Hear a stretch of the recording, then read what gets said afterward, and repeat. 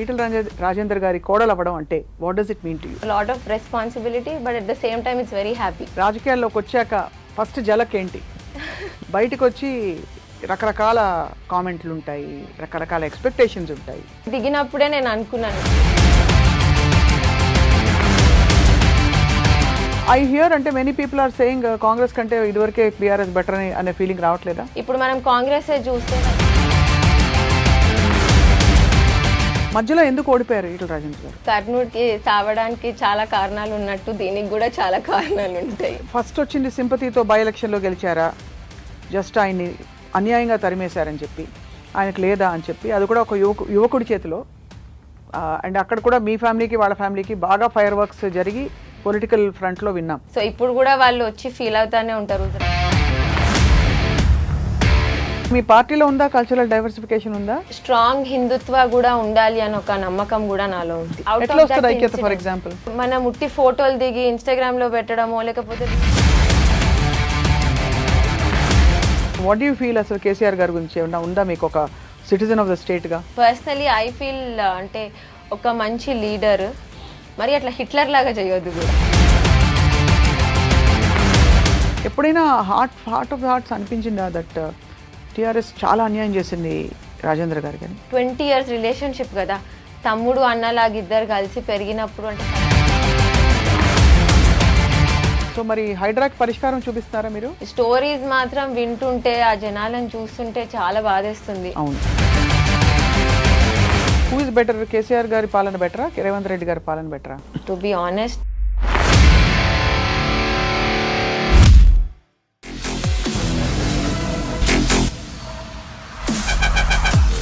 Hello and welcome to this candid conversation. స్థానిక రాజకీయాలు ఎప్పుడూ కూడా రసవత్తరంగా ఆసక్తికరంగా మారుతుంటున్నాయి. అండ్ ప్రస్తుతం తెలంగాణ రాష్ట్ర రాజకీయాల్లో కీలకమైన డెవలప్మెంట్ ఏంటంటే భారతీయ జనతా పార్టీ అధ్యక్ష పదవి ఎవరికి దక్కబోతోందనే టాపిక్ హాట్ టాపిక్గా మారింది. ఇదే సమయంలో మనందరికీ సుపరిచిత యువ నాయకురాలు భారతీయ జనతా పార్టీ తరఫున సాక్షాత్తు ఈటల రాజేందర్ గారి ఇంటి కోడలైన క్షమితతో మాట్లాడబోతున్నాం మనం. క్షమిత రాజకీయ ప్రస్థానం చాలా కొన్ని సంవత్సరాల క్రితమే మొదలైంది, కానీ తక్కువ కాలంలోనే తన ముద్ర వేసుకుంటూ మామకి తగ్గ కోడలుగా దూసుకెళ్ళిపోతున్నారు. సో తన ప్రయాణం ఎటువైపు, భారతీయ జనతా పార్టీ ఎంతవరకు సఫలీకృతం కాబోతోంది మాట్లాడదాం. Kshamitha, thank you so much for joining us. Thank you. నమస్కారం. నమస్తే అమ్మా, how are you? Good good. మీరు ఎలా ఉన్నారు? మీరు చాలా చిన్నపిల్ల రాజకీయాల్లో. రైట్, నేను బాగున్నాను. సో ఈటల రాజేందర్ గారి కోడలు అవ్వడం అంటే what does it mean to you? It comes with a lot of responsibility. So చాలా బాధ్యతతోటి, చాలా బరువుతోటి. అంటే మా పేరెంట్స్ అంటుండే అనమాట చిన్నప్పుడు, బికాజ్ నాకు చాలా తొందరగా పెళ్ళైంది. సో చిన్నప్పుడు వాళ్ళు అంటుండే అంటే ఇట్స్ అ బిగ్ రెస్పాన్సిబిలిటీ అని. అప్పుడు అర్థం కాలేదు, మెల్లిమెల్లిగా ఐ గాట్ టు నో అంటే it's a very big family. It has a name. సొసైటీలో కానివ్వండి, రాష్ట్రంలో కానివ్వండి, ప్లస్ ఇంట్లో కూడా ఇట్ హ్యాస్ అ నేమ్. కాబట్టి it comes with a lot of responsibility but at the same time it's very హ్యాపీగా ఉంది. కానీ పబ్లిక్ లైఫ్ అంత హార్డ్గా తట్టుకోవడం, హాయిగా మీరు మంచి స్కూల్లో చాలా చదువుకుని ఒక ఆల్మోస్ట్ ఒక కంఫర్టబుల్ లైఫ్కి అలవాటు పడ్డారు. బట్ ఆ తర్వాత నారాయణమ్మ కాలేజ్లో మీ ఎడ్యుకేషన్ పూర్తయింది. సో ఎలా అనిపిస్తుంది ఎండల్లో తిరగడం, అంటే జనం మధ్యకి వెళ్ళిపోవడం, దూసుకెళ్ళిపోవడం, వాతావరణం ఎలా అనిపిస్తుంది రాజకీయంగా? ఫస్ట్లో కొంచెం అర్థం కాలేదు, ఎందుకంటే నేను 2018లో హుజరాబాద్ ఎలక్షన్స్లో కొంచెం పాల్గొన్నాను. కానీ యాక్చువల్గా నేను ప్రచారం చేసింది ఆర్ ఎండలో తిరిగింది మీరు అన్నట్టు అని అంటే మొన్న ఎలక్షన్స్, గజ్వేల్ ఎలక్షన్స్ కానివ్వండి, ఇంకా ఫుల్ ఫ్లెడ్జ్డ్ పూర్తిగా అని అంటే మొన్న మల్కాజ్గిరి ఎలక్షన్స్ అనమాట.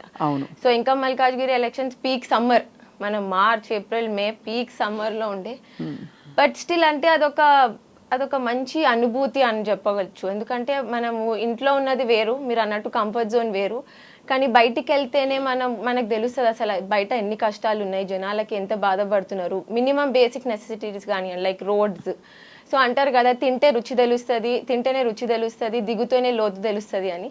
అట్లా వెళ్ళినప్పుడే వాళ్ళ బాధలు కానీ వాళ్ళ కష్టాలు కానీ అవన్నీ అక్కడికి వెళ్తేనే అర్థం అవుతుండే. సో మనం అనుకుంటాం ఇప్పుడు మీరు మల్కాజ్గిరి కాన్స్టిట్యుయెన్సీ చూసినట్టే అయితే మోర్ ఆర్ లెస్ ఇప్పుడు అది మోస్ట్లీ అర్బనే, సిటీలోనే కాబట్టి ఇప్పుడు మేడ్చలే కానివ్వండి, ఎల్బీ నగర్, హయత్ నగర్ ఇవన్నీ. కానీ చూసే వాళ్ళకి బేసిక్ నెసెసిటీ అంటే రోడ్స్, డ్రైనేజెస్, వాటర్స్, ఇవే మెయిన్ ఇష్యూస్ ఉన్నాయి అక్కడ.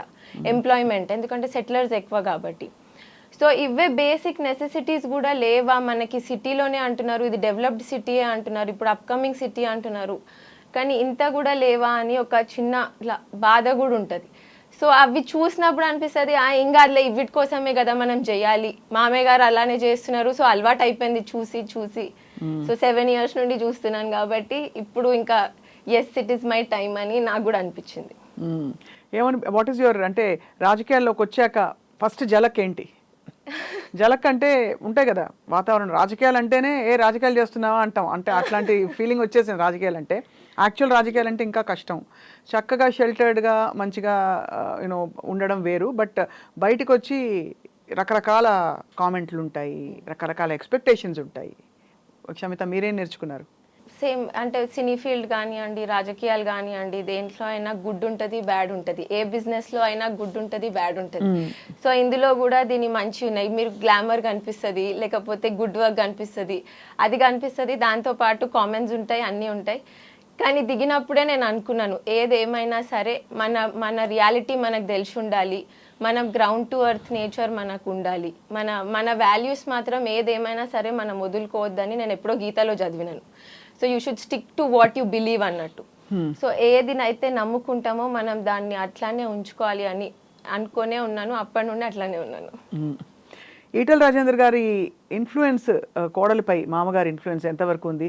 ఏ గుణాలు ఆయన్ని చూసి I mean you admire or you look up to him? Because ఒకటి మామగారిని రెస్పెక్ట్ ఎట్లాగా ఉంటుంది, అది కాకుండా కూడా మీరు ఆయన రాజకీయ ప్రయాణం చూసుంటారు. అంటే ఫస్ట్ టీఆర్ఎస్ పార్టీతో ఉద్యమకారుడిగా ఫస్ట్, తర్వాత టీఆర్ఎస్ పార్టీతో అనుబంధం, తర్వాత జరిగిన పరిణామాలు ఏమనిపించింది క్షమిత మీకు? ఏది ఏమైనా సరే జనాలు మనతోటి ఉన్నారని ఒక భరోసా, ఒక అండ, అది ఫస్ట్ తనలో చాలా ఉంటుంది. అది నేను చాలా చూశాను. సో ఏదేమైనా సరే, అంటే అప్పుడు బర్తరఫ్ చేసినప్పుడు కానివ్వండి, లేకపోతే హుజరాబాద్ బై ఎలక్షన్ అప్పుడు, అది 6 months లాంగ్ పీరియడ్ ఉండే. మేము కూడా ఇంట్లో చాలా టెన్షన్ పడ్డాం, అందరు కూడా ప్రజలందరూ కూడా చాలా టెన్షన్ పడ్డారు అసలు ఏంటిది అని. సో అంటే అది ఏది చేయలేని, అసలు మేము చేసిన తప్పు కూడా కాదు వాళ్ళు అన్నది, ఆరోపణలు కానివ్వండి, ఏవైనా కానివ్వండి. సో అవన్నీ ఉన్నా కానీ తను అట్లానే అదే భరోసాతోటి, నాకు జనాలు అండగా ఉన్నారు అనే భరోసాతోటి అంతే హై హెల్డ్ చేసి, ఏం కాదు జనాలు ఉన్నారు అని, ఏదేమైనా సరే మంచిగా ఉండి తను చిరునవ్వు కోల్పోకుండా అట్లానే ఉన్నారు. అది one important point that I learn from him. So ఏదేమైనా సరే మనం ఉండాలి, మనం జనాల కోసం ఉండాలి, జనాలు మన కోసం ఉన్నారు. సో అది ఒక పాయింట్. ఇంకొకటి మీరు అన్నట్టు ఎస్, రెస్పెక్ట్ అయితే ఎస్ చాలా ఉంది. అండ్ ఇంకా చిరునవ్వు, తను ఎప్పుడు నవ్వుతూనే ఉంటారు, అదొక మంచి క్వాలిటీ తనలో ఉంది.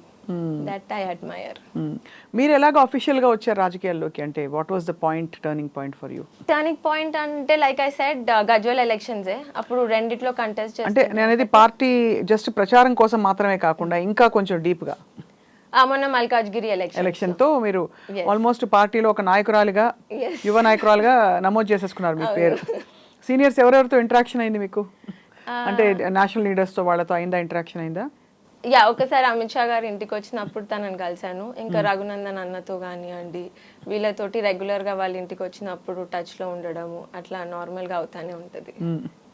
సో ఎలా ఉంది భారతీయ జనతా పార్టీ ప్రయాణం? మీరు ఇంత మీ జనరేషన్ పాయింట్ ఆఫ్ వ్యూ నుంచి చూస్తే, మీరు ఇప్పుడు దేశానికి కావాల్సింది, రాష్ట్రానికి కావాల్సింది అంటే భారతీయ జనతా పార్టీకి ఇంకా కూడా అదే నెరేటివ్తో నడిపిస్తున్నారు, ప్రయత్నిస్తున్నారు, వేరే నెరేటివ్స్ లేవా, జనానికి బోర్డు పనులు ఉన్నాయి అనే ఒక కామెంట్ వచ్చింది.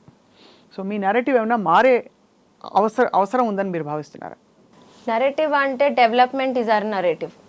బీజేపీ పార్టీది మీరు నేషనల్ లెవెల్లో చూసినా కానీ, స్టేట్ లెవెల్లో చూసినా కానివ్వండి, ఏదైనా కానీ లాస్ట్ 10 yearsలో మీరు చూసుంటారు మనం దేశం ఎంత అభివృద్ధి చెందిందో. రైల్వేసే కానివ్వండి, లేకపోతే ఇన్ఫ్రాస్ట్రక్చరే కానివ్వండి, రోడ్ వేస్ కానివ్వండి, టెక్నాలజీ వైజ్ కానివ్వండి. ఇప్పుడు మనం కూరగాయలు కొనే దగ్గర నుండి మనము ఒక ఫోన్ కొనే వారికి, లేకపోతే పిల్లల్ని స్కూల్కి పంపించే వారికి టెక్నాలజీ వైజ్ మనం చాలా డెవలప్ అయినాం. ఇప్పుడు యూపీఐ కానివ్వండి, కూరగాయలు కొనేటప్పుడు యూపీఐ వాడుతున్నాము. సో అట్లా చాలా వేస్లో డెవలప్ అయింది. Development is our main criteria and our main motto. So Telangana స్టేట్కి కూడా ఐ బిలీవ్ మనకి డెవలప్మెంట్ చాలా అవసరం. బికాజ్ వాళ్ళు గత 10 సంవత్సరాలు కేసీఆర్ గారు పాలన చూసిండ్రు. ఇప్పుడు హైడ్రా తోటి హైడ్రామా జరుగుతున్న పాలన కూడా చూస్తున్నారు వాళ్ళు. సో ప్రజలే అంటున్నారు, నేనేం కొత్తగా అనట్లేదు, ప్రజలే అంటున్నారు మాకు కొత్తదనం కావాలి, మేము ఏదో మార్పు వస్తుంది, కాంగ్రెస్ రావాలి అని కోరుకున్నాం, కానీ ఇట్లా అయితే అనుకోలేదు. ఇంత మార్పు వస్తుందని మేము కూడా కోరుకోలేదు, ఇల్లు పోయే అంత మార్పు వస్తుందని మేము కూడా కోరుకోలేదు. మీ ఫ్రెండ్స్ వాళ్ళు ఎవరైనా పోయినాయా తెలిసిన వాళ్ళు? తెలిసిన వాళ్ళు పోలేదు, అంటే మన కాన్స్టిట్యుయెన్సీ వాళ్ళే చాలా పోయినాయి. ఇప్పుడు అల్వాల్ చెరువే కానివ్వండి, లేకపోతే కుకట్పల్లి చెరువే కానివ్వండి. నార్మల్గా అయితే మా ఇంటికి, అంటే మీరు చూసుంటారో వినుంటారో, నార్మల్గా అయితే జనాలు ఆల్మోస్ట్ ఒక పొద్దులేవగానే ఒక 200-300 పీపుల్ వస్తారు, 200-300 మంది వస్తారు. కానీ హైడ్రా కాగానే నాకు అర్థం కాలేదు, ఒకరోజు పొద్దున్నే చూసేవారికి 500-600 మంది ఉన్నారు. ఏమైంది ఇంట్లో ఇందరు ఉన్నారు అని చూస్తే అందరు పాపం లేచి డైరెక్ట్గా వచ్చేస్తూనే ఉన్నారు. మా ఇల్లులు పోతే అని బాధతోటి వాళ్ళు, ఈరోజు సాటర్డే వచ్చింది, ఈరోజు సండే వచ్చింది, ఎప్పుడు వచ్చి కూల్చేస్తారో తెలీదు అనే భయంతో బాధతోటి వాళ్ళు అట్లా లేసి వస్తుంటే ఫస్ట్ నాకు అర్థం కాలేదు, ఏమైంది వీళ్ళు ఇట్లా వచ్చేసిండ్రు అని. మరి మీరు ఎందుకు ముక్త కంఠంతో మీరు ఎప్పుడు ఖండించి వినలేదు ఇంతవరకు? మామయ్య గారు ఖండిస్తున్నారు కదా, నాకు ఆ ప్లాట్ఫామ్ రాలేదు. మీరని కాదు, నేనది మీ పార్టీ నాయకులు కూడా. మామయ్య గారు is a very strong supporter. But other leaders ఒక్కొక్కళ్ళు ఒక్కొక్క దిక్కు మాట్లాడుతున్న ఫీలింగ్ ఎందుకు కలిగిందంటే, ఫస్ట్ లో మంచి ప్రయత్నమే కానీ అట్లా చెప్పారు. సో అసలు ఒక ఇల్లు కూలగొట్టడం, ఇలా వెళ్ళి ఎంత ఇన్కన్వెన్షన్ అయితే మాత్రం కూలగొట్టడం అన్నది, అలా వెళ్ళి బుల్డోజర్ తీసుకుని వెళ్ళిపోవడం ఈజ్ నెవర్ హర్డ్ ఆఫ్. అదే, సో ఫస్ట్ మీరు అన్నట్టు అదే ఫస్ట్ మంచిదే అనుకున్నారు, ఎన్కన్వెన్షన్ గులగొట్టినారు, పెద్ద వాళ్ళకి గులగొడుతున్నారు, ఇట్స్ ఎ గుడ్ థింగ్ అని అనుకున్నారు. లేటర్ ఆన్ మా కాన్స్టిట్యుయెన్సీకి వచ్చే వారికి, అంటే అది ఎక్కువ టైం కూడా పట్టలేదు, నాకు తెలిసి 1-2 వీక్స్లోనే అయిపోయింది. ఎన్కన్వెన్షన్ నుండి ఇక్కడికి ఇల్లు కూలగొట్టే స్టేజ్కి వచ్చేవారు నాకు తెలిసి ఒక 1-2 వీక్స్లోనే అయిపోయింది, చాలా షార్ట్ టైంలోనే. సో అప్పుడు వచ్చినప్పుడు మామయ్య గారు టుక్ అ వెరీ బిగ్ స్టాండ్, లేదు ఇది జరగనియొద్దు, ఇది నా కాన్స్టిట్యుయెన్సీలో అయితే అసలుకే జరగనియొద్దు అని ధర్నాలు కూడా చేశారు, చెప్పారు ఇట్లా కాదు అని. అంటే నాకు తెలిసి తను చాలా గట్టి స్ట్రాంగ్ స్టాన్స్ తోటే ఉన్నారు, ఇప్పటికీ కూడా అలానే ఉన్నారు. సో ఇప్పుడు మరి రాబోయే రోజుల్లో ఏం మారితే, అంటే బీజేపీయే బెటర్ అమ్మో, బీఆర్ఎస్ వద్దు, కాంగ్రెస్ వద్దు, బీజేపీ బెటర్ అని ప్రజలకు నమ్మకం కలుగుతుంది అనుకుంటున్నారు క్షమిత మీరు? అంటే వాళ్ళే చూస్తున్నారు కదా నేను అన్నట్టు, అంటే వీళ్ళు కాదు వాళ్ళు కాదనే. బట్ ఐ హియర్, అంటే many people are saying Congress కంటే ఇదివరకే బీఆర్ఎస్ బెటర్ అనే ఫీలింగ్ రావట్లేదా? రావట్లేదు. అంటే నేను తిరిగినప్పుడు ఎలక్షన్స్ టైంలో నేను తిరిగినా కదా, పార్లమెంట్ ఎలక్షన్స్ టైంలో తిరిగినప్పుడు కూడా వాళ్ళకి బీజేపీ మీద ఒక నమ్మకం ఉంది, అంటే డెవలప్మెంట్ వైజ్ మీద ఒక నమ్మకం ఉంది. అంటే వీళ్ళు ఏం ముట్టి మాటలు చెప్పరు, చెప్పింది చేసి చూపిస్తారు అని. ఇప్పుడు మనం కాంగ్రెస్ చూస్తే వాళ్ళు గ్యారంటీలు ఇచ్చారు, 6 గ్యారంటీలు ఎలక్షన్స్ ముందే ఇచ్చారు, కానీ నిజంగా ఎన్ని అమలు చేసిండ్రు? చేయలేరు. సో అదే, కానీ బీజేపీ అట్లా కాదు, వాళ్ళకి తెలుసు ఇప్పుడు వాళ్ళు ఇచ్చిన గ్యారంటీస్ వాళ్ళు పక్కా నెరవేరుస్తారు, వాళ్ళు డెవలప్మెంట్ వైజ్ ఫోకస్ చేసే ఉంటున్నారు ఈ పార్టీ అని జనాలకి ఆ నమ్మకం ఉంది. సో అది మనం జనాలలో తిరిగినప్పుడు అది నాకు తెలిసింది. సో అది నేనేది ఉట్టి చెప్పట్లేదు. సో జనాలలో తిరిగినప్పుడు వాళ్ళకి ఆ నమ్మకం ఉంది కాబట్టి మోడీ గారి నాయకత్వం మీద నమ్మకం. మోడీ గారి నాయకత్వం 2014 నుంచి ఉంది కదా, సడన్ గా ఎట్లా మళ్ళీ తెరపైకి వస్తుంది అంటే? I'm just asking you honestly, because మీరు అందులో నేను చదువుకున్న స్కూల్, మీరు చదువుకున్న స్కూల్ ఒకటే. అఫ్ కోర్స్ నాది జమానా అయింది, మీది మొన్ననే. కానీ నేనేమంటానంటే, నాసర్ స్కూల్ అంటే క్లారిటీ ఆఫ్ థాట్ అండ్ డిబేట్స్లో అయితే number 1. So that's why I'm asking you, what will change suddenly? అంటే వీళ్ళొద్దు కాబట్టి మరి బీజేపీ కనిపిస్తుంది అంటారా? లేక బీజేపీ తాలూకు ఏదైతే మనకి తెలంగాణ కోసం ప్లానింగ్ ఉందో, అజెండా ఉందో, అది జనానికి అర్థమైంది అంటారా? బికాస్ అలా వస్తున్నట్టే వచ్చి కొన్ని మున్సిపల్ ఎలక్షన్స్లో అక్కడ ఇక్కడ గెలిచినట్టే గెలిచి, కొన్ని బై ఎలక్షన్స్ 2-3 గెలిచేసరికి అరే బీజేపీ వస్తుందో అన్నారు, మళ్ళీ చూస్తే గాయబ్. కానీ కంపేర్ చేసుకున్నట్టయితే మన ఓట్ షేర్ కూడా పెరిగింది, బీజేపీ ఓట్ షేర్. మీరు లాస్ట్ ఎలక్షన్స్ నుండి చూసుకుంటే మొన్న ఎలక్షన్స్ కి కూడా ఓట్ షేర్ పెరిగింది. సో జనాలలో కూడా ఆ అవగాహన వస్తుంది, మనకి రావాలి, ఒక కొత్తదనం కావాలి, మనకు ఒక కొత్త పార్టీ కావాలి, డెవలప్మెంట్ ఫోకస్డ్ పార్టీ కావాలి అని వాళ్ళకు కూడా అవగాహన వస్తుంది. కాబట్టి so I am hoping I hope there will be a change. Right. 2029 elections will be good. Yeah, it will be definitely significant and maybe who knows what happens before that కానీ. Anyway, so Huzurabad గురించి మాట్లాడదాం. మధ్యలో ఎందుకు ఓడిపోయారు ఈటల రాజేంద్ర గారు? కర్నూలుకి సావడానికి చాలా కారణాలు ఉన్నట్టు దీనికి కూడా చాలా కారణాలు ఉంటాయి. కానీ అంటే ఎందుకు అడిగానంటే, ఎస్పెషల్లీ ఆయన ఒక స్ట్రాంగ్ హోల్డ్ లీడర్ అనుకున్నారు. సో అందరూ almost until he one again తర్వాత, బట్ ఏమైపోయిందంటే ఇట్ ఫెల్ట్ లైక్ ఫస్ట్ వచ్చింది సింపతితో బై ఎలక్షన్లో గెలిచారా, జస్ట్ ఆయన్ని అన్యాయంగా తరిమేశారని చెప్పి, ఆయనకు లేదా అని చెప్పి, అది కూడా ఒక యువకుడి చేతిలో. అండ్ అక్కడ కూడా మీ ఫ్యామిలీకి వాళ్ళ ఫ్యామిలీకి బాగా ఫైర్ వర్క్స్ జరిగి పొలిటికల్ ఫ్రంట్లో విన్నాం. So tell me about that, ఏం జరిగింది క్షమిత? అదే లైక్ చెప్పినట్టు గెలవడానికి ఓడడానికి చాలా కారణాలు ఉంటాయి. అట్లా అనుకుంటే ఇప్పుడు మళ్ళీ మల్కాజ్గిరిలో అయితే గెలవలేరు కదా. సో జనాల అండ మాకు ఉంది, జనాల భరోసా మాకు ఉంది. సో ఇప్పుడు కూడా వాళ్ళు వచ్చి ఫీల్ అవుతానే ఉంటారు. హుజరాబాద్ జనాలు వచ్చి మేము అయ్యో ఎందుకన్నా వదులుకున్నాము, మాది తప్పైపోయింది అని వాళ్ళు కూడా అనుకుంటారు. బట్ ఇట్స్ ఓకే, ఏదేమైనా కానీ అంత మంచిగా అవుతుంది అంటారు. సో ఇప్పుడు మధ్యలో మీరే చిన్నపిల్ల, మీకంటే చాలా చిన్నపిల్ల అయిన కౌశిక్ రెడ్డి గారి కూతురు, చిన్న పాప, నేను స్కూల్కి వెళ్తే ఏంటి వెళ్ళకుంటే ఏంటి అని చెప్పి మిమ్మల్ని సవాల్ చేసింది. సో అంటే దూరం నుంచి చూస్తే చాలా చిన్న పిల్లలు మాట్లాడుకున్నట్టే అనిపించింది. So how did you feel ఆ టైంలో డైరెక్ట్ కామెంట్స్ చేయడం అన్నది? నేను మొత్తం వీడియో చూడలేదు, షార్ట్ క్లిప్స్ అట్లా చూపిస్తే చూసాను. మీరు ఏమన్నా ఫీజు కడుతున్నారా అని అడిగింది పాప? అంటే మీరేమన్నా అన్నారా తన్ని? నేను అడిగింది 1000 కోట్ల గురించి, ఎందుకంటే జనాలు వచ్చి ఆ 1000 కోట్ల గురించి నన్ను అడుగుతున్నారు. అభివృద్ధి ఏది? హుజరాబాద్ ప్రజలు వచ్చి నన్ను అభివృద్ధి కనిపించట్లేదు మాకు, హుజరాబాద్ మేము ఒక నాయకుడిని ఎన్నుకున్నట్టు లేదు, అసలు అభివృద్ధి లేదు, మనిషి అవైలబుల్ ఉండరు అని జనాలు వచ్చి నాకు చెప్పడమే తప్ప నేను కూడా నిజంగా వాస్తవానికి ఎలక్షన్స్ అయినాక హుజరాబాద్ వెళ్ళలేదు. సో నాకు కూడా తెలియదు అక్కడ ఎట్లా అవుతుందో. సో జనాలు వచ్చి 1000 కోట్లు ఏది అని అడిగితే నేను ఆ 1000 కోట్ల గురించి అడిగినాను అంతే. ఎందుకంటే ఇంకా ఒకళ్ళ గురించి విమర్శించాలంటే అది మామయ్య గారికి, ఈటల రాజేందర్ గారికి ఆ తనం లేదు, నాకు కూడా రాలేదు లక్కీగా. సో విమర్శించే గుణం మాకు లేదు. కానీ ఒక తప్పు జరిగినప్పుడు ఒక పని కోసము మేమైతే ఖచ్చితంగా రాష్ట్రంలో ఏ నాయకుడు నిల్చోకపోయినా మామయ్య గారు గలం ఎత్తి మాట్లాడతారు దాని గురించి. అవును. సో అట్లానే నేను కూడా అదే 1000 కోట్ల గురించి అడిగినాను, అభివృద్ధి కోసమే అడిగారు తప్ప పర్సనల్ గా ఏమీ లేదు, నాకేమీ లేదు. నేను ఎప్పుడు కలవని కూడా కలవలేదు తనని. అదే కదా, అదే దట్స్ వాట్, చిన్న పాప కాబట్టి తను స్కూల్ గోయింగ్. సో ఎనీవే అవన్నీ ఇప్పుడు బీజేపీ అధ్యక్ష పదవి, రాష్ట్ర అధ్యక్ష పదవి ఈటల రాజేందర్ గారికి రాబోతోందని వినికిడి.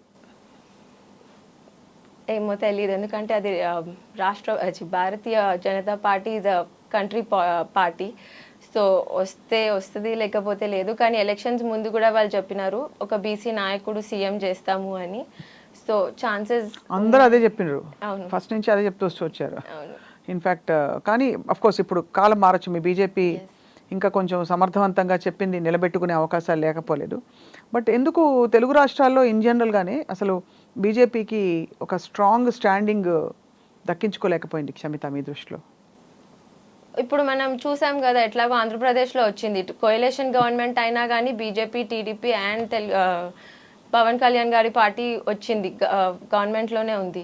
సో 2029 ఎలక్షన్స్ కూడా ఐఎమ్ హోపింగ్, నేను అన్నట్టు ఇక్కడ బీజేపీకి ఎస్ బికాజ్ ఆల్మోస్ట్ ప్రజలలో మార్పు వస్తుంది, ప్రజలు కోరుకుంటారని నేను అనుకుంటున్నాను, నేను భావిస్తున్నాను. మీ వ్యక్తిగత ఎక్స్పీరియన్స్ ఎలా ఉంది భారతీయ జనతా పార్టీలో ఒక మహిళా నాయకురాలుగా? It's good so far. ఇప్పటికి ఆల్మోస్ట్ ఒక 4-5 months అవుతుంది since I'm actively working. Etela గారి ఇంటి కోడలు అయినందుకు మీకు ఏమైనా స్పెషల్ ట్రీట్మెంట్ కానీ అవి ఉంటాయా? ఉంటుంది కదా న్యాచురల్లీ. అంటే లేదు, అందరు అదే అనుకుంటారు. నేను ఎలక్షన్స్ టైంలో కూడా అదే చెప్పిన, నేను ఓన్లీ ఒక రిప్రజెంటేటివ్ లాగానే, అంటే మామయ్యకి ఇంకా జనాలకి ఒక మధ్యలో ఒక గ్యాప్ లాగానే. సో కొందరికి కుదురుతుంది కలవడము, కొందరికి కుదరదు. అది అన్ని చోట్ల, ఎందుకంటే Malkajgiri constituency is a big constituency. So చాలా పెద్ద కాన్స్టిట్యుయెన్సీ అయిపోయే వారికి అందరికీ మామయ్య గారికి కూడా అందరినీ కలవడం కుదురుతుంది, కుదరట్లేదు అని కొంచెం సహాయంతో చేద్దామని నేను ఇందులోకి దిగడం జరిగింది.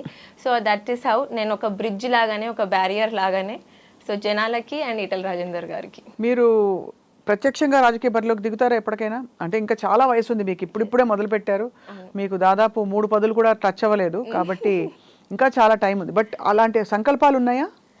తెలీదు, చూద్దాం, టైం విల్ టెల్ ఎవ్రీథింగ్ అన్నట్టు. మామయ్య ఏం చెప్తారు మీకు, మామగారిగా అత్తగారిగా ఏం చెప్తారు మీకు అత్తగారు? మామయ్య గారు అయితే ఇష్టం అని చెప్తారు, మీ ఇష్టం అనే చెప్తారు. ఇప్పటికీ అయితే నేను బిజినెస్ చూసుకుంటాను, సో యాజ్ యూజువల్ బిజినెస్ చూసుకోమనే చెప్తారు. బిజినెస్, పాలిటిక్స్ ఏది చేసినా కానీ నీ ఇష్టం అనే చెప్తారు. What you do Kshamitha? మీరు అంటే డైరెక్టర్గా ఉన్నారు JH group or Jamuna hatcheries. So we are into poultry, మీకు తెలుసు అది మా ఫ్యామిలీ బిజినెస్. సో మామయ్య గారు 30 years బ్యాక్ స్టార్ట్ చేశారు. సో దాన్నే ఎక్స్పాన్షన్ చేస్తూ మేము అదే చూసుకుంటూ ఉంటాం. And you take care directly. Yes. ఇంట్లో మరి క్షమితకి వంట చేసే టైం ఉంటుందా? మీ వారికి నితిన్ గారికి వంట చేసి పెడతారా? చాలా తక్కువ. చాలా తక్కువ. అవును, ఇవాళ రోజుల్లో అసలు అక్కర్లేదు కూడా కదా, బికాజ్ అన్ని క్రాష్ డైట్లు అవి ఇవి వచ్చాయి. బట్ వాట్ యూ ఈట్, ఏం తింటారు ఎక్కువ మీరు? అన్నీ తింటాం, ఇది అది అని ఏం లేదు, రెగ్యులర్ గా నార్మల్ గా అన్ని. అన్నం, రొట్టెలు, పప్పు, చారు, కూర, అంతే అన్ని అదే. అదే బెటర్ అనిపిస్తుంది నాకు. మన అమ్మమ్మ వాళ్ళు, తాతయ్య వాళ్ళు పాతకాలంలో ఏ డైట్ అయితే ఫాలో అవుతారో, ఇప్పుడు కొత్తగా వచ్చినవి ఈ రోజు ఉంటాయి, రేపు వెళ్ళిపోతాయి, ఒక 2-3 months అది ఎక్కువ సస్టైనబుల్ అనిపించదు నాకు. సో యాక్చువల్గా తినేది అని అంటే ఏదైనా కానీ అన్నం కానివ్వండి, పప్పు కానివ్వండి, పచ్చడి వేసుకొని తింటే అది చాలు. అలా అంతేనా? అంతే. మీకు ఎంతమంది సిబ్లింగ్స్ క్షమిత? ఒక అక్క. అక్క రాజకీయాల్లో లేరేమో? మీ ఫ్యామిలీలో ఎవరు కూడా మీరు రాకముందు, అంటే ఈ ఫ్యామిలీతో అనుబంధం కుదరక ముందు మీరు ఎవరు లేరు? లేరు, పాలిటిక్స్లో లేరు. సో ఇప్పుడు మిమ్మల్ని చూసి అక్క కానీ డాడీ మమ్మీ ఏమంటారు? డాడీ యాక్చువల్లీ హార్టికల్చర్ కమిషనర్గా రిటైర్ అయ్యారు. సో తనకి క్లోజ్ అసోసియేషన్స్ పాలిటిక్స్తో కానివ్వండి, లేకపోతే అడ్మినిస్ట్రేటర్స్తో కానివ్వండి, తో కొంచెం క్లోజ్ అసోసియేషన్స్ ఉన్నాయి. కానీ మమ్మీకి, నాకు, అక్కకి ఏమీ లేవు.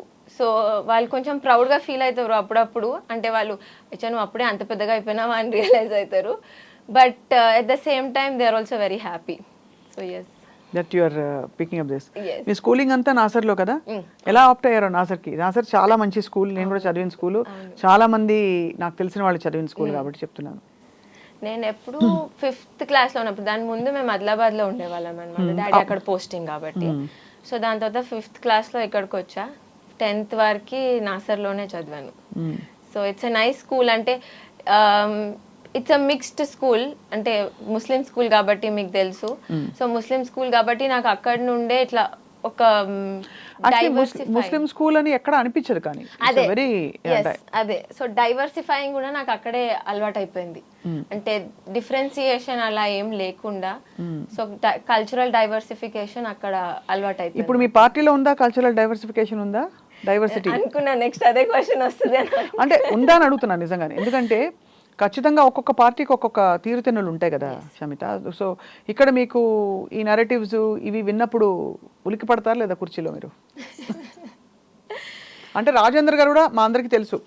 ఇన్ఫ్యాక్ట్ ఆయన జాయిన్ అయినప్పుడు కూడా అడిగాం, సార్ మీరు పూర్తిగా రెండో భావజాలం కదా, మీరు లెఫ్ట్ నుంచి రైట్కి ఎట్లా వచ్చారని. అలవాటు పడ్డారు, అయితే కొంచెం బ్యాలెన్స్ తీసుకొచ్చారు పార్టీలో. ఐ థింక్ తెలంగాణ వరకు రాజేందర్ గారు లాంటి నాయకులు కొంచెం రీసెట్ చేశారు, రీట్యూన్ చేశారు అజెండాని. సో మీరేమంటారు? నేను అన్నట్టు I believe in diversification, but at the same time strong Hindutva కూడా ఉండాలి అని ఒక నమ్మకం కూడా నాలో ఉంది. అంటే ఇప్పుడు మనకు రీసెంట్ జరిగిన ఇన్సిడెన్సెసే కావచ్చు, లైక్ మొన్న గుడిని కూలగొట్టడం, ముత్యాలమ్మ గుడిని కూలగొట్టడం, అదొకటే కాకుండా ఇంకా వేరే 14 జాగాలలో కూలగొట్టారు గుళ్ళని. ఎవరు కూలగొట్టిండ్రు? అంటే వాళ్ళు చూసారు కదా, ఒక 100 members వరకు వచ్చి ముస్లిమ్స్ అక్కడ ఏదో సెమినార్ చేసుకుంటూ, CCTV ఫుటేజెస్ ఉన్నాయి, పోలీస్ అరెస్ట్ చేశారు వాళ్ళని. సో కూలగొట్టిర్రు. సో అంటే మనం హిందూస్ అందరము ఒక ఐక్యమత్యంతో లేరు అని నాకేమనిపిస్తుంది. అంటే ఇప్పుడు నేను ప్రచారం చేసేటప్పుడు చూస్తుండే, శ్రీరామనవమి రాగానే కాలనీస్లో అందరూ శ్రీరామనవమి చేసుకుంటారు. గణేష్ చవితి రాగానే కాలనీస్లో అందరు గణేష్ని పెడతారు, ఒక పాటలు పాడతారు, డాన్స్ చేస్తారు, అన్నీ చేస్తారు. అదే అది యూనిటీ మనకి నార్మల్గా ఎందుకు రావట్లేదు బయటికి అని నాకు ఒక సాడ్నెస్ కూడా ఉంది. అంటే you mean in context of ఈ గుళ్ళని కూలగొట్టడం ఇలాంటి సంఘటనలు జరిగినప్పుడు ఎందుకు ఐక్యత ఉండదని చెప్పి. సో అంటే ఎందుకు లేదు మనకి అని. అది ఎందుకంటే ఐ ఫీల్ పొలిటికల్గా దాన్ని, ఈ అజెండాని జనం నుంచి హైజాక్ చేసేస్తే పార్టీలు, జనంలో రావాల్సినంత it becomes a political statement. అందరు ఇప్పుడు ఏమైపోయిందంటే స్వతహాగా వాళ్ళకి మనసుల్లో అనిపించిన ఇది పొలిటికల్ ఫ్లేవర్ ఉంది కదా మనకెందుకులే అని దూరం వెళ్ళిపోతారు. మీకు అర్థమైంది కదా? సో అని నా feeling. I could be wrong, but మీరు చెప్పండి మీకేమనిపిస్తుందని. అంటే ఐక్యత తీసుకురావాలి ఖచ్చితంగా. And first of all fundamentally ఎవరు ఏది కూలగొట్టినా లా అండ్ ఆర్డర్ ఇష్యూ అది.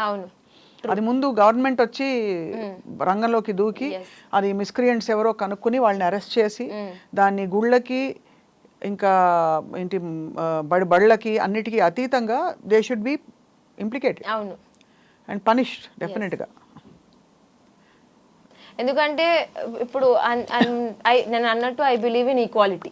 సో ఒకదానికి మనం వెళ్ళి వేరే వాళ్ళది కూలగొట్టనప్పుడు వేరే వాళ్ళు వచ్చి మనది ఎందుకు కూలగొట్టాలి అసలు అన్నట్టు. చాలా తప్పు. కూలగొట్టకూడదు, ఆ హక్కు ఎవరికీ లేదు. అలా ఉన్న వాళ్ళని లా అండ్ ఆర్డర్ అఫెండ్ చేసి డిఫై చేసిన వాళ్ళుగా పట్టుకోవాలి. పట్టుకుని ఖచ్చితంగా వాళ్ళని, బికాజ్ మనం రాజ్యాంగబద్ధంగా చూస్తే కూడా ఎవరి ధర్మాన్ని ఎవరు అడ్డుకునే హక్కు ఎవరికీ లేదు, చేయకూడదు. సో ఐ థింక్ దానికి ఒక సంఘటితమైన ఉద్యమం అవసరం. కానీ ఎప్పుడైతే అది రాజకీయ రంగు పులుముకుంటుందో, రాజకీయ నాయకులు మనకి will be labelled and branded అని కొంచెం సామాన్య జనం వెనక్కి వెళ్ళే అవకాశాలు కూడా కనిపిస్తున్నాయి. But your right. So but మొత్తానికి మనది పరిష్కారం అయిందా క్షమిత మీ దృష్టిలో? నేను అన్నట్టు అంటే ఇంకా ఐక్యత రావాలి, అది నా ఫీలింగ్. ఎట్లా వస్తుంది ఐక్యత? For example I don't know, నేను అదే అంటున్నా కదా, అంటే ఫెస్టివల్ సెలబ్రేట్ చేసుకున్నప్పుడు కాలనీ వైజ్ అంత సెలబ్రేట్ చేసుకున్నప్పుడు అది మనకి ఎందుకు రావట్లేదు, బయటికి ఎందుకు కనిపించట్లేదు? కరెక్ట్. అది ఎందుకు కనిపించట్లేదు అంటే మనం ఉట్టి ఫోటోలు దిగి ఇన్స్టాగ్రామ్ లో పెట్టడమో లేకపోతే వీడియోస్ చేసి ఎక్కడో పోస్ట్ చేయడానికి కాదు కదా. మన మతం అనేదో లేకపోతే మన బిలీఫ్స్ అనేదో, బిలీఫ్స్ మతం అని కూడా అనను, బిలీఫ్. బికాజ్ మనం ఒక దేవుడిని నమ్మినాము అని అంటే అది నమ్మకము, అంతే 100%. సో ఆ నమ్మకము మనకు ఉట్టి ఫోటోల రూపమో గానీ పండగ వచ్చినప్పుడు ఎందుకు బయటికి వస్తుంది, అది జనరల్ గా ఎందుకు ఉండట్లేదు మనకి అని కొంచెం బాధేసింది ఇట్లాంటి ఇన్సిడెన్సెస్ అయినప్పుడు. దానికి బహుశా I think I mean like you rightly said, అందరూ సమాజంలో భాగం అని ఏకీభవిస్తూనే అట్ ద సేమ్ టైం ఇలాంటి సంఘటనలు జరిగినప్పుడు మాత్రం ఖచ్చితంగా ఖండించాలి, తగిన చర్యలు తీసుకోవాలి సమాజం అంతా కూడా. సో మీకేమనిపిస్తుంది, రాజేంద్ర గారి స్పందన ఏమిటి మొన్న జరిగిన ఈ సంఘటనలకి? చాలా డీప్ గా మూవ్ అయినారు మామయ్య, ఈటెల రాజేందర్ గారు చాలా డీప్ గా మూవ్ అయ్యారు. నేను కూడా అదే ఎక్స్పెక్ట్ చేయలేదు, కానీ ఇంట్లో కూర్చున్నప్పుడు ఒక రోజు అన్నారనమాట, చాలా డీప్ గా మూవ్ అయినాను నేను కూడా అని. అంటే తను ఢిల్లీలో ఉండే అనమాట ఇన్సిడెంట్ అయినప్పుడు, ఒక 2 days లేరు ఇక్కడ. సో ఢిల్లీ నుండి వచ్చినాక రాత్రి ఎయిర్పోర్ట్ నుండి డైరెక్ట్గా వెళ్ళి చూశారు గుడిని. చూసి అప్పుడు అనుకున్నారు, అమ్మో ఇట్లా కాదు, అసలు ఏంటిది, ఎట్లా చేయగలిగినరు, ఇది చాలా సీరియస్గా తీసుకోవాల్సిన విషయము, అసలు గవర్నమెంట్ ఏం చేస్తుంది, లా అండ్ ఆర్డర్ ఏం చేస్తుంది అని చాలా ఫీల్ అయినారు మామయ్య గారు కూడా. Law and order issue, fundamentally law and order issue కింద దాన్ని చేయాలి తప్పకుండా. బట్ మీరు డైనింగ్ టేబుల్ దగ్గర డిస్కస్ చేసుకుంటారా ఇష్యూస్? మామయ్య ఈరోజు ఈ ఇష్యూ ఉంది, ఇట్లా పోతున్నా, నేను చెప్తున్నాను, ఇండిపెండెంట్ అజెండా ఉంటుందా క్షమిత మీకు? యూజువలీ అయితే టైం దొరకదు మాట్లాడుకోవడానికి, మేము ఎప్పుడు రాత్రే కలుసుకుంటాము, అరౌండ్ 10:30-11 అప్పుడే వస్తారు. ఎట్లా గ్రీట్ చేస్తారు? నమస్తే మామయ్య అంటారా, లేకుంటే గుడ్ మార్నింగ్ మామయ్య అంటారా, ఎట్లా? అంతే, ఇంట్లో అంతేనా? అత్తగారు గుడ్ మార్నింగ్, ఇంట్లోనే ఉంటాం కాబట్టి అది నడుస్తుంటుంది. అంతేనా? మామయ్య గారు పొద్దున వెళ్తే రాత్రి వస్తారు కదా, సో అందుకే. అంటే ఒక్కొక్క ఇంటి తీరు ఒకలా ఉంటది కదా. అందులో రాజేంద్ర గారు కొంచెం లిబరల్ గా ఉంటారు నాకు తెలిసినంత వరకు, కొంచెం అంతేనా? అంతే. సో మీ వారి గురించి చెప్పండి. మీ వారు మీతో పాలిటిక్స్ లో లేరా? లేరు, తను మొత్తం బిజినెస్. చెప్పేసారు వద్దని? అంటే అందరు ఫోర్ ఫ్రంట్ లో ఉండలేరు కదా. అంతే, అది కరెక్ట్. ఎవరో హీరోయిన్ అవ్వలేరు, కొందరు డైరెక్టర్స్, ప్రొడ్యూసర్స్ అట్లా. ఇక్కడ ప్రొడ్యూసర్ డైరెక్టర్ మీ వారు బాగా చెప్పారు. అందరు ఉంటేనే సినిమా నడుస్తుంది. అదే అంతే. సో అది బాగుంది. అయితే ఏమంటారు, he's encouraging you into politics and he's okay with all of that. మీకు you have kids? No. So ఇప్పుడు మరి క్షమిత, మీరు రాజకీయంగా ఏం చేయబోతున్నారు next? What is your one dream as a young leader? Okay, one dream అంటే నేను యాజ్ అ పర్సన్ నేను చాలా హామీలు ఇచ్చొచ్చాను నా కాన్స్టిట్యుయెన్సీలో. నేను మొన్న మల్కాజ్గిరి ఎలక్షన్స్ అయినప్పుడు నేను మేడ్చల్ అసెంబ్లీ కాన్స్టిట్యుయెన్సీ చూసుకున్నాను అనమాట. సో ఆ కాన్స్టిట్యుయెన్సీలో నేను చాలా హామీలు ఇచ్చొచ్చిన. సో రోడ్స్ వేపిస్తామను, లేకపోతే డ్రైనేజ్ వర్క్ చేయిస్తామను, వాటర్ కనెక్షన్స్ ఇప్పిస్తామను. సో అవి అనుకున్నాము, అవి చెప్పొచ్చినాను. సో ఇప్పుడు ఫర్దర్గా నెక్స్ట్ 3-4 years నా టాస్క్స్ అవే, వాళ్ళకి చెప్పిన మాట నెరవేర్చుకోవాలి. మంచి మాట. అవును, కరెక్టే. చాలా స్టామినా కూడా కావాలి దానికి, మీరు చేయించడానికి. సో అసలు మీరు సీన్లోకి వచ్చాక అసలు బీఆర్ఎస్తో కానీ కేసీఆర్ గారి కుటుంబంతో కలిసే అవకాశం కానీ ఏమైనా వచ్చిందా? అసలు రాలేదు కదా ఆల్మోస్ట్ మీరు. సో వాట్ యూ ఫీల్ అసలు కేసీఆర్ గారి గురించి ఏమన్నా ఉందా మీకు, ఒక సిటిజన్ ఆఫ్ ద స్టేట్గా? పర్సనల్ ఒపీనియన్ అంటూ ఏం లేదు. అదర్ దెన్ దిస్ ఏంటి క్షమిత మీ hobbies? But otherwise I feel like he's a very good leader. Yeah, personally I feel అంటే ఒక మంచి లీడర్. అంటే ఉద్యమం నుండి సడన్ ట్రాన్సిషన్, అంటే ఒక యాజిటేటర్ నుండి ఒక అడ్మినిస్ట్రేటర్ వారికి ఆ transition was good. And needless to say I think తెలంగాణకు ఒక అస్తిత్వం, ఒక ఉనికి క్రియేట్ చేసింది ఖచ్చితంగా అన్డౌటెడ్లీ కేసీఆర్ గారు. ఉద్యమంలో అందరూ పాల్గొన్నారు, అందరూ గొప్ప నాయకులు, but I'm saying he has lead the whole formation of the state. But at the same time మరి అంటే ఐ డోంట్ నో తప్పో రాంగో నాకు తెలియదు కానీ మరి అట్లా హిట్లర్ లాగా చేయొద్దు కూడా, అంటే నా భాషలో అట్లా అనిపించిందా? అంటే చాలా మందికి అనిపించింది, మీకే కాదు కొంచెం ఆయన. కానీ ఒకలా చూస్తే ఒక ఒక కోహెసివ్ థింకింగ్, ఇప్పుడు ప్రజాస్వామ్యం గొప్ప విషయం చాలా. డెమోక్రసీలో మనము అందరి మాటలు తీసుకొని అందరి మాటలు వింటేనే గ్రేట్ అది. కానీ ఇప్పుడు మీరు రెండు డెమోక్రటిక్ పార్టీస్ చెప్పు చూడండి, ఒకటి సివియర్లీ డెమోక్రటిక్ కాంగ్రెస్, ఒకటి సమ్వాట్ డెమోక్రటిక్ బీజేపీ. ఎక్కువ లీడర్షిప్స్ వచ్చి ఈ నేషనల్ పార్టీస్లో మనకి ఆలోచన, పార్టీ స్టాండ్ హైడ్రా విషయంలో కావచ్చు, అట్లా there are multiple voices. So how do you deal with that then? ఇప్పుడు సింగిల్ పాయింట్ లీడర్షిప్ లేకపోతే అంటే అది కరెక్టా కాదా అని అడగట్లేదు, I'm just asking you your opinion. మీరు పొలిటికల్ గా దగ్గరగా చూస్తున్నారు కాబట్టి. ఈ పార్టీస్ లో కూడా నాకు తెలిసినంత మటుకు there is a high stand. Like ఇంత మొత్తం అందరి మాటలు తీసుకున్నా గానీ ఒక పర్సన్ అయితే ఖచ్చితంగా ఉంటారు కదా అందరికి హై ఎండ్ లో. సో బట్ అంటే టూ మెనీ వాయిసెస్ అవుతాయి కూడా. ఇప్పుడు మీ బీజేపీలో కూడా చాలామంది లీడర్షిప్స్ ఉన్నారు స్టేట్ లెవెల్లోనే. ఒకళ్ళకి పడదు, ఒక గ్రూపు, ఈ గ్రూపిజంలు ఎక్కువ మీ బీజేపీలోని కూడా అనుకుంటారు. కాంగ్రెస్లో అది ఇంకొక విధమైన ఇది. అంటే సెంట్రల్ ఇప్పుడు ఓ సీఎం ఉన్నా కూడా there are multiple big heavy weights ఉన్నారు చాలామంది. సో ఏమనిపిస్తుంది అలా చూస్తే? మరి నేను అన్నట్టు అంటే ఇవన్నీ ఉన్నా కానీ ఒక అధినేత అని ఒకళ్ళు ఉంటారు కదా పైన. ఇప్పుడు దేంట్లో అయినా అడ్మినిస్ట్రేషన్ వైజ్లో కూడా చూస్తే మనము ఎవరున్నా కింద లెవెల్లో ఎంఆర్ఓస్ కానివ్వండి ఎవరున్నా కానీ పైన ఒక కలెక్టర్ అనే వాళ్ళు ఉంటారు. సో ఇక్కడ కూడా పైన మనకు ఒక పార్టీ ప్రెసిడెంట్ ఉంటాడు, లేకపోతే ఒక హై అథారిటీ ఉంటారు. సో అందరి కలెక్టివ్ డిసిషన్స్ తీసుకొని ఆర్ ఒపీనియన్స్ తీసుకొని మనం ఒక డిసిషన్కి వస్తే అది బాగుంటుంది అని నా feeling. That is how you run a government are that is how you run a system. So అలా కొంచెం హిట్లర్లా ఉండకుండే అని మీ ఫీలింగ్? ఎస్. అంటే క్యాబినెట్ మినిస్టర్స్ ఉన్నారు, వాళ్ళు ఒక రీజన్కి క్యాబినెట్ మినిస్టర్స్ అయ్యారు కదా. ఎమ్మెల్యేస్ ఉన్నారు, వాళ్ళు కూడా ప్రజాప్రతినిధులే కదా. వెన్ యు ఆర్ అంటే ఒక డిసిషన్ మనము ఇన్ని కోట్ల మంది కోసం తీసుకుంటున్నప్పుడు వాళ్ళ ఒపీనియన్ కూడా తీసుకొని మనం ఫామ్ చేస్తే బెటర్ కదా. అందుకే కదా వాళ్ళకి ఇప్పుడు వింటర్ సెషన్స్ అంటారు, లేకపోతే రైనీ సీజన్ అసెంబ్లీ సమావేశాలు అంటారు, పార్లమెంట్ సమావేశాలు అంటారు. సో అందరి ఒపీనియన్ తీసుకుంటేనే మనం ఒక స్టాన్స్కి రావచ్చు. ఏదైతే డెవలప్మెంటో ఏదైతే మంచి జరుగుతుందో అది డిసైడ్ చేసి చేయొచ్చు. అల్టిమేట్గా ఎవరు చేసినా ప్రజల కోసమే కదా చేసేది. అది కరెక్టే.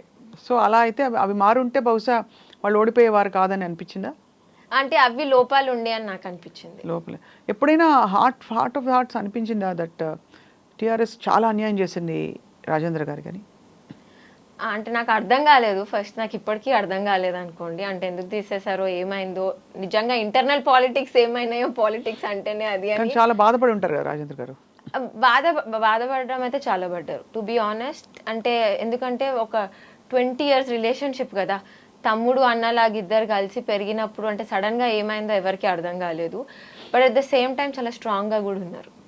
అంటే ఏం కాదు, ప్రజలు ఉన్నారు, నేనేం తప్పు చేయలేదని ఒక నమ్మకం. ఎందుకంటే ఏం చేయలేదు కాబట్టి ఒక నమ్మకము, ఒక అండ, ప్లస్ మేము అందరం ఉన్నాము అని ఒక భరోసా ఉండే. సో అది చాలా స్ట్రాంగ్. ఆ 6 months చాలా చూసాం, చాలా నేర్చుకున్నారు కూడా. రైట్. ఐ థింక్ చిన్న వయసులో మీకు చాలా విషయాలు అవగతం అయిపోయాయి క్షమిత. అన్ని చూసేసాం. ఇంకేమైనా అవును న్యాచురలీ కదా, ఇంకేమైనా హాబీస్ ఉన్నాయా క్షమిత మీకు అదర్ దెన్ మీకు పని ఉంది జేహెచ్ గ్రూప్ అండ్ అలాగే జమునా హ్యాచరీస్ కాకుండా అండ్ ఆల్సో ఈ పొలిటికల్ ఇప్పుడైతే ప్రచారాలు ఏమి ఉండవు. So how does your day go? So నాకు నేను I have an own startup, like I'm an entrepreneur. I have a kids play area name Lalaland. So I look after that on the weekend. So it's a play area for kids. ఎక్కడది? కొంపల్లిలోనే. So అది ఉంది. అన్ని rides గిడ్స్ ఉంటాయా? అవును. పెద్దోళ్ళు రావచ్చా? 12 years వరకు రావచ్చు. కొంచెం ఇప్పుడే ఏజ్ దాటేసింది అంటే. సో అది. And then poultry as usual నడుస్తూనే ఉంటుంది.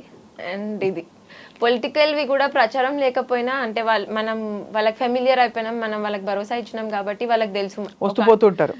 ఒక అండా ఉన్నారు అని చెప్పి ఫంక్షన్స్ ఉన్నా కానివ్వండి, ఏమున్నా కానివ్వండి పిలుస్తూ ఉంటారు. సో వాళ్ళ పనులు కూడా చేసి పెట్టాలి. ఫంక్షన్స్ అనే కాకుండా పనులు కూడా ఉంటాయి కదా, అవి కూడా చేసి పెట్టాలి. మనం ఉట్టి మాట్లాడడం వరకే కాదు కదా, అంతే కదా. సో అవి కూడా సో అవి ఉంటాయి. అదర్ దెన్ దట్ హాబీస్ మీరు అడిగారు కదా, హాబీస్ అయితే బుక్స్ చదువుతూ ఉంటా అండ్ పెయింటింగ్ అప్పుడప్పుడు వేస్తా, ఒక 2 వీక్స్కి ఒకసారి. అప్పుడప్పుడు మరి టైం ఖాళీగా ఉంటే పెయింటింగ్ వేస్తారు. సో అయితే మరి రాజేందర్ గారు కనుక బీజేపీ అధ్యక్ష పదవి చేపడితే బహుశా not with any favouritism but సమర్థత వల్లే క్షమితకి ఇంకా బాగా అవకాశాలు అండ్ పని పార్టీలో పెరిగే అవకాశాలు ఉంటాయా? నాకైతే నేను చెప్పినట్టు నా ప్రజెంట్ ఫోకస్ మాత్రం for the next 3-4 years my Medchal assembly constituency నేను ఇచ్చిన మాటలు నెరవేర్చుకోవడమే. అంతే, అదే ఉంది నా లక్ష్యం. ఎందుకంటే నేను మాట ఇచ్చి వచ్చినాను, అది తప్పొద్దు అని. ఎక్కడో మీరు అక్కడ స్థానికంగా పోటీ చేస్తారని అనిపిస్తుంది అక్కడ. ఇంకా తెలియదు, అఫ్కోర్స్ చాలా రోజులు ఉంది, ఇప్పుడిప్పుడే ఇంకా తేరుకుంటున్నారు ఎలక్షన్స్ మొత్తం. అవును. సో మరి హైడ్రాక్ పరిష్కారం చూపిస్తున్నారా మీరు?